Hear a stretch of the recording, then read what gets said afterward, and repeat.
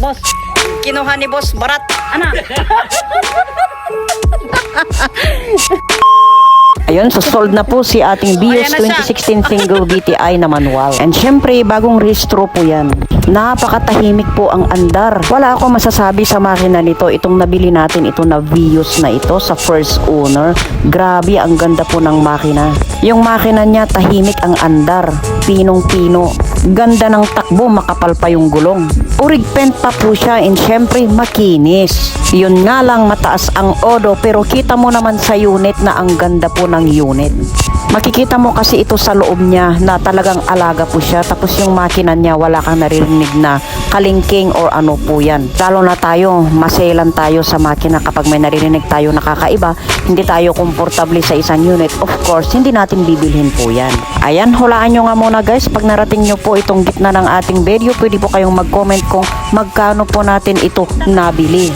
So ito guys, binili po natin ito para may magamit tayo habang inaantay natin kung may buyer o kung may bibili. Ang kagandahan nga nito guys, may magagamit tayo. Ngayon kapag may bibili, napatungan lang ng konti yung ating puhunan, din ibibinta natin guys. Pero pagagandahin muna natin ito.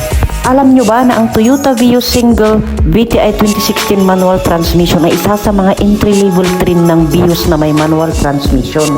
Ito ay nag-aalok ng isang practical at matipid sa gas na sasakyan na mayroon pa rin mga pangunahing kaginhawaan at mga features. At alam nyo ba na ang Vios single BTI ay nagbibigay ng magandang pagmamaniho, matibay na construction at abot kayang presyo para sa mga naghahanap ng sampling at matipid sa gas na sasakyan. Sa kabuuan, ang pagiging mas mura ng Toyota Vios 2016 manual transmission ay maaaring maging isang dahilan kung bakit ito ay isang popular na pagpipilian para sa mga nagbabalak bumili ng sasakyan.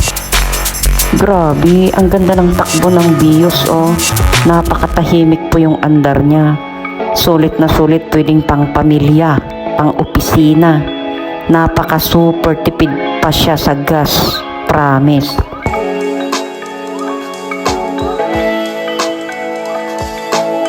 So ito na guys, ayan, so makikita nyo yung picture na yan. Hubad po yan, hubad po yung itsura ng Toyota Vios 2016. Wala po siyang kaarte-arte pero malinis po siya sa loob at ang ganda ng makina. So ang gagawin po natin yan guys para mas lalo siyang gumanda is bibili tayo ng mga accessories niyan. And syempre, if hindi pa natin yan maibenta, bago mag-expire yung kanyang rehistro is i-rehistro natin. Ayan, so gagastos tayo dyan guys. So ganito na ang itsura. Bagong seat cover. Meron naman siyang dating seat cover pero medyo luma na kaya binilhan po natin ng bago. Bagong stereo, pinalitan po natin yung dating stereo niya kasi hindi po siya matouch. So bago po itong stereo niya. Tapos sa bumper naglagay din po tayo para naman maganda po yung itsura niya.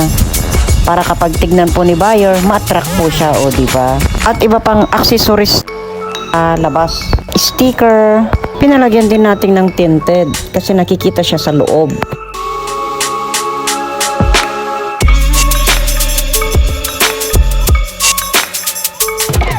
So, ayan na yung buyer.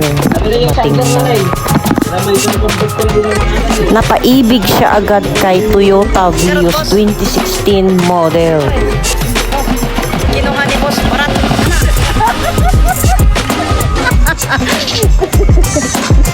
Oh, ayan na siya. Bye-bye Vios!